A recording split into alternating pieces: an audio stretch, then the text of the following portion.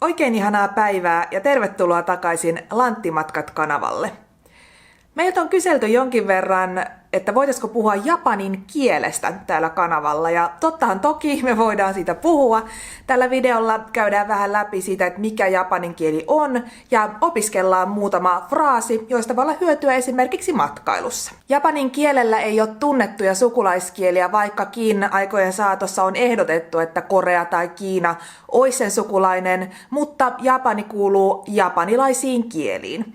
Japanilaisiin kieliin kuuluu myös Ryukyu-saarilla käytetyt kielet, eli Ryukyu-saaret on käytännössä siis etelään tuosta Japanista, joilla on erityyppisiä kieliä eri saarilla. Jotkut on myös sanonut, että ne on enemmänkin murteita, mutta jos sä osaat vaan standardi japania, niin et sä ymmärrä niistä moniakaan, joten siinä mielessä ne on kyllä ihan omia kieliään. Japanin kieli on toki saanut vaikutteita ja lainasanoja ympäri maailmaa. Kiinan kautta on tullut totta kai joitain sanoja, Korean kautta joitakin sanoja, mutta sen lisäksi Euroopasta ja esimerkiksi englannin kielestä on tullut. Englanti, Saksa, Portugali on joitain sanoja, joita käytetään yhä tänä päivänä japanin kielessä. Kiinan kielen vaikutus toki näkyy vahvasti siinä, että Japanissa ei ollut kirjoitusmerkkejä ennen kuin Kiinasta lainattiin kirjoitusmerkit japanin kieleen. Puhutaan tuosta 400-luvusta.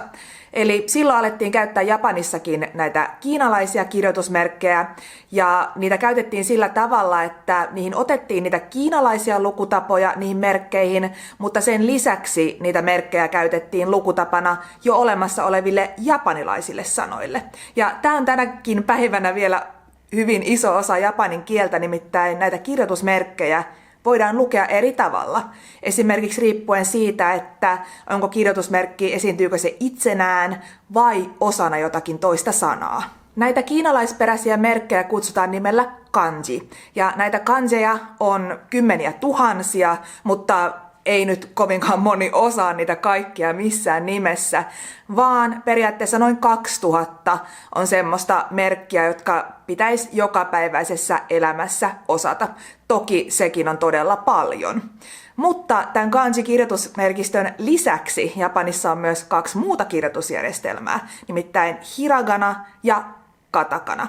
Ja nämä on paljon helpompia sitten. Näissä molemmissa kirjoitusjärjestelmissä on vaan 46 merkkiä. Eli ne on huomattavasti helpompi osata. Mikä tässä tekee hankalaa on kuitenkin se, että näitä 3 kirjoitusjärjestelmää käytetään japanin kielessä sekaisin. Eli sä et voi japania kirjoittaa vaan yhdellä näistä kirjoitusjärjestelmistä, vaan sun pitää käyttää niitä kaikkia yhdessä. Nämä tavukirjoitusjärjestelmät eli hiragana ja katakana muodostui näiden kiinalaisperäisten kanjimerkkien pohjalta. Katakana-merkistöä käytti käytännössä buddhalaiset munkit, koska ne oli aika vaikeita ne tekstit, mitä luettiin niillä kiinalaisilla merkeillä pelkästään, niin he käyttivät sitten niistä merkeistä otettuja pieniä osia ja muodostivat niistä tämän helpomman katakana-merkistön. Kun taas hiragana-merkistöä puhuttiin naisten kirjoitusmerkeistä myös, niin käyttivät pääasiassa naiset. Varsinkin tuolloin noin 1000 vuotta sitten Heian kaudella, kun Kioto oli Japanin pääkaupunki ja siellä kukoisti hovikulttuuri, niin hovinaiset kirjoittivat erilaisia muistelmia, päiväkirjoja tällä hiraganalla.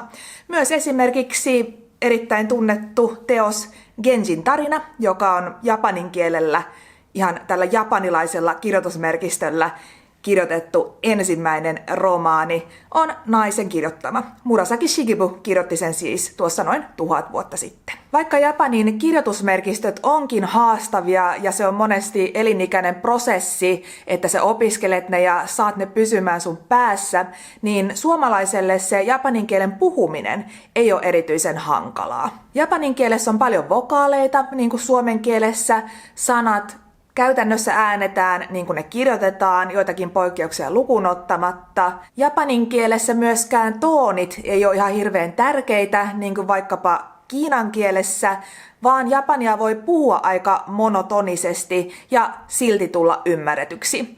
Toki joissakin sanoissa on semmoisia korkeuseroja, mutta ne on ehkä enemmänkin murteellisia asioita, että jos sä sanot jonkun sanan hieman ns. Väärin, niin se saattaa enemmänkin kuulostaa joltain murteelta kuin se, että joku ei ymmärtäisi, mitä sä haluat sanoa. Eli se on semmoinen asia, mihin ihan ensimmäisenä ei tarvitse kiinnittää huomiota. Nyt sitten kun puhuttiin siitä, että näitä 3 japanilaista kirjoitusmerkistöä käytetään japanin kielessä sekaisin, niin mitä se oikeasti nyt sitten tarkoittaa?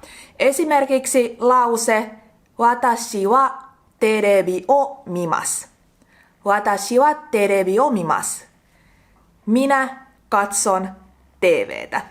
Ja tässä watashi on kirjoitettu kiinalaisperäisellä kanjimerkillä. Sen perässä tulee hiragana tavumerkistöllä kirjoitettu wa, joka on subjektipartikkeli. Eli se tulee subjektin jälkeen. Ne, jotka on mahdollisesti pidemmälle japanin kieliopinnoissa päässyt, niin saattaa ehkä huomata, että tuo tavumerkkihän on ha, jos se luettaisiin yksinään, mutta silloin, kun se on subjektipartikkelina, se luetaankin wa. Eli tämä on nyt vähän tämmöinen poikkeus, mutta näitä poikkeuksia on aika vähän näissä lukutavoissa, eli ei kannata pelästyä heti ensimmäisenä. Terebi on telkkari, TV, se on vierasperäinen sana. Vierasperäiset sanat kirjoitetaan tällä katakana-tavumerkistöllä. O siinä perässä on objektipartikkeli, eli se tulee objektin jälkeen. Eli tässä tapauksessa objekti on terebi, eli TV. Mimas, siinä se ensimmäinen merkki mi on kirjoitettu kanjilla. Se perusmuoto siitä verbistä olisi miry, eli katsoa. Mutta kun me taivutetaan se presens-muotoon mimas, eli verbeissä on monesti tällä tavalla, että se on kanjimerkki, se verbi, mutta sitten se kieliopillinen pääte siihen taivutetaan tällä hiragana-merkistöllä. Näin helppoa. Tässä toisessa esimerkissä tulee yksi japanin kielen erikoisuus, nimittäin kopula, eli tyhjä lauseen jäsen. Ja tämä on semmoinen kuin des. Kirjoitetaan desu, mutta lausutaan monesti des. Joskus saattaa kuulla sen yn siellä sillä tavalla desu. Vähän riippuen siitä, että miten ihminen puhuu tai miten haluaa sen lausua, mutta des. Esimerkiksi Finlandojin des. Finlandojin des. Olen suomalainen.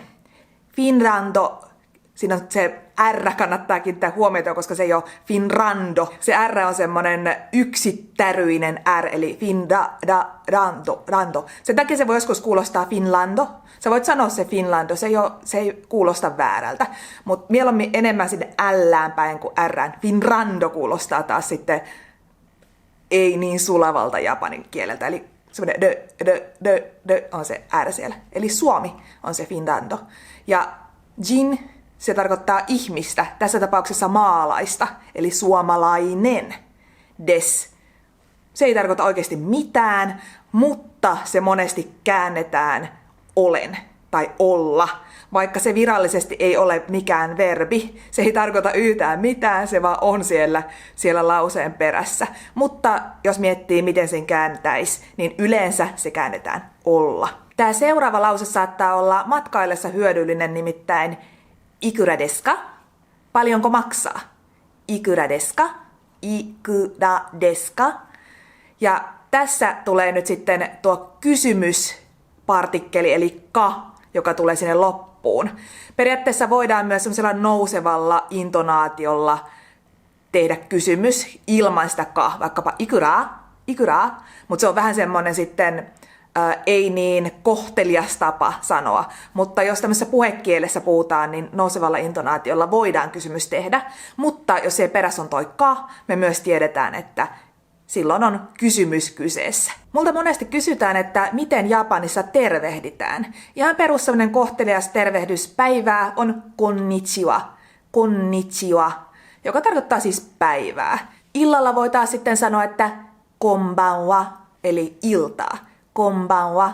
Mutta sitten jos mietitään, että no en mä nyt kaverille viitti sanoa aina vaan, että päivää tai iltaa, sehän kuulostaa vähän semmoiselta tönköltä ehkä, mutta tämä on japanin kielessä aika mielenkiintoista, koska siellä ei ole semmoista niin kuin moi-sanaa niin kuin meillä, vaan käytetään esimerkiksi semmoisia kuin, että pitkästä aikaa, hisashiburi, pitkästä aikaa. Tai sitten jos joku, vaikka mun kaveri, japanilainen kaveri, moikkaa mua, me ollaan nähty vaikka edellisenä päivänä, niin silloin ehkä ei voi käyttää, että pitkästä aikaa. Mutta sitten voidaan sanoa, että Lotta, että hei Lotta, ihan vaan nimellä kutsua esimerkiksi. Tai sitten jos ei tunne niin hyvin, niin Lotta-san. Itsestä ei käytä sitä san, mutta toisesta voi sanoa vaikka Riku-san. Riku-san. Hei Riku. Riku-san. Moi Riku. Tällä tavalla esimerkiksi. Ja se san on sellainen kohtelias pääte siellä perässä, joka tarkoittaa neiti, herra, rouva periaatteessa. Ja sitä käytetään semmoisista ihmisistä, kenen kanssa ei olla ihan niin kovin läheisiä. Muita tämmöisiä päätteitä voi olla kun, jota pääasiassa miespuolisista käytetään. Esimerkiksi Riku-kun. Tai jos on vaikka lapsi kyseessä, niin voidaan sanoa Riku-chan. Chan on semmoinen söpö, yleensä just nimenomaan nuorista käytetty tämä pääte.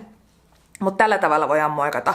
Myöskin nuoremmat välillä kuulee, että moikkaa vaikka, että jahoo, jahoo, mutta se on tosi nuorekas tapa, että ehkä itse en tällainen 30 plus enää käyttäisi sitä jahoo, se kuulostaa vähän oudolta. Mutta itse yleensä just käytän sitä joko nimellä, tai sitten sitä hisashiburi, tai sitten miksei sitä konnichiwa, konbanwa, tosiaankin tilanteesta riippuen. Jos te käytätte nyt sitten mitä tahansa tämmöistä japaninkielistä sanaa, ihan vaan vaikka sitä konnichiwa, niin monesti japanilaiset sanoo, että nihongo jousu desu ne, että ootpa sä hyvä Japanissa, oi vitsi, sulla on hyvä sun japaninkieli. Vaikka tosiaan sanot se yhden sanan, se on aluksi ihan, että no niin, kylläpäs minä osaan nyt japania, mutta sitten kun oikeasti osaat japania ja sä kuulet sitä joka ikinen kerta, kun sä sanot vaan se yhden sanan, niin se voi käydä pidemmän päälle ärsyttäväksi. Mutta siihen on hyvä vastata ihan vaikka, että että en osaa. Se on semmoinen niin kuin ns-kohtelias vastaus ja, tai sitten, että mada. Yksi hyödyllinen fraasi voisi olla myös vaikkapa, että kore wa nan desu ka? Kore wa nan desu ka? Mikä tämä on? Kore, tämä, nan desu ka? Mikä on? Mikä tämä on? Siinä on se wa taas välissä, joka on taas sitten jälleen kerran se subjektipartikkeli. Eli kore wa nan desu ka? Mikä tämä on? Siinä voi samalla oppia sanoja, kun sä kysyt, että kore wa nan desu ka? Ja sit sä kuulet sen vastauksen. Vaikkapa joku kalan nimi tai kasvin nimi tai mitä nyt sitten onkaan, niin sitä kannattaa viljellä ja sitä kautta ehkä sitten vähän sitä omaa sanastoa kasvattaa. Yksi, mikä on hyvä opetella, on tietysti myös anteeksi. Japaniksi sanotaan sumimasen. Ja tätä voi käyttää silloin, jos sä vaikka astut toisen varpaalle, mutta sitä voi käyttää myös silloin, kun sä haluat jonkun huomioon, vaikkapa ravintolassa. Sumimasen. Joskus kuulee myös, että se vääntää niin kuin suimasen, että siitä häviää se yksi ämmä siitä välistä. Niin sillä saa huomion ja sillä voi myöskin pyytää anteeksi. Toinen, mitä käytetään, on gomennasai myös silloin, jos astut toisen varpaalle, mutta sumimasen on ehkä pikkasen semmoinen kohteliaampi. Nyt sitten, jos haluat ihan oikeasti alkaa opiskelemaan sitä japania, niin aloita vaikka niistä hiragana- ja katakana-merkistöistä, koska ne ei ole mitenkään kovin hankalia, koska niissä on vaan se 46 tavumerkkiä molemmissa, ja niissä on hyvin paljon samankaltaisuuksia myös. Et ottaa vaikka 10 merkkiä tai 15 merkkiä per viikko, se ei ole mitenkään kamala haastavaa, kamala rankkaa, niin sulla menee muutama kuukausi, niin sä osaat jo nämä kaikki. Harjoittelet vaan joka päivä, kirjoittelet niitä ja kirjoittelet sanoja niillä, niin hyvä tulee. Ja vaikka et sä osais vielä niitä kanji-merkkejä, niitä kiinalaisperäisiä merkkejä, mitkä on sitten taas toki haastavampia, niin sä pystyt jo aika paljon lukemaan kuitenkin Japanissa. Eli jos sä opit nämä katakanat ja hiraganat ennen sun matkaa ja meet sinne Japaniin, niin sä huomaat, että hei, mä ymmärrän täältä, sieltä, täältä, tuolta ja näin. Ja varsinkin se katakana-merkistö on siinä mielessä hyvä, jos sä oot Japaniin menossa, koska sä pystyt niitä vierasperäisiä sanoja lukemaan ja ymmärtämään ne sanat, koska ne on vierasperäisiä sanoja. Vaikkapa cheeseburger. No mikä on cheeseburger? No tietysti cheeseburger, eli juustohampurilainen. Kaikkea tämmöisiä sanoja, jotka on että ei vitsi, mä en tiedä mitä toi tarkoittaa. Joten ehdottomasti kannattaa opiskella nämä kirjoitusmerkit ennen kuin lähdet Japaniin. Netistä löytyy paljon japanin kielen opiskelumateriaalia varsinkin nyt on tullut paljon ilmaisiksi saataville, ja mä laitan linkkejä tuohon tämän videon kuvaukseen, eli voitte tutustua niihin. Mutta jos joku haluaa oppikirjaa, ihan tykkää mieluummin kirjasta lueskella, niin mä suosittelen tämmöistä kuin Genki. Ja tähän kuuluu 2 kirjaa, eli Genki 1 ja Genki 2. Ja tässä on semmoinen peruskielioppi käydään läpi näissä 2. Samoin näissä on harjoituksia hiragana ja katakanan merkistöihin, sekä tässä käydään läpi myös niitä kanjimerkkejä jonkin verran. Eli erittäin hyvä, ainakin tätä ykköskirjaa saa suomalaisesta kirjakaupasta. En ole ihan varma, onko 2 siellä tällä hetkellä, mutta toki netin kautta pystyy sitten tilaamaan. Nämähän on siis englanniksi nämä kirjat, niin kuin suurin osa japanin kielen opiskelumateriaalista on englanniksi, mutta sitten varsinkin kun vähän pääsee siitä jyvälle, niin siinä pääsee kyllä erittäin nopeastikin etenemään. Ja sitten tietysti vaan kuuntelee japaninkielistä, vaikkapa draamaa telkkarista, siis Netflixistä löytyy, draamasarjoja löytyy, animea, ihan vaan sillä kuuntelemisellakin jo, niin siitä saa niitä sanoja, kun seuraa sitä tekstitystä ja joitain niitä lauserakenteita, intonaatioita. Eli ehdottomasti suosittelen opiskeluun myös siitä. Tässä oli nyt tämmöinen hyvin lyhyt tutustuminen japanin kieleen. Tietysti kun kieli on kyseessä, niin aihe on valtavan laaja. Mä oon harkinnut semmoista, että jos tekis esimerkiksi tämän Genki-kirjan pohjalta semmoisen sarjan, jossa kävis kappale kappaleelta läpi ja opettaa sitten teille tätä japanin kieltä sen kautta.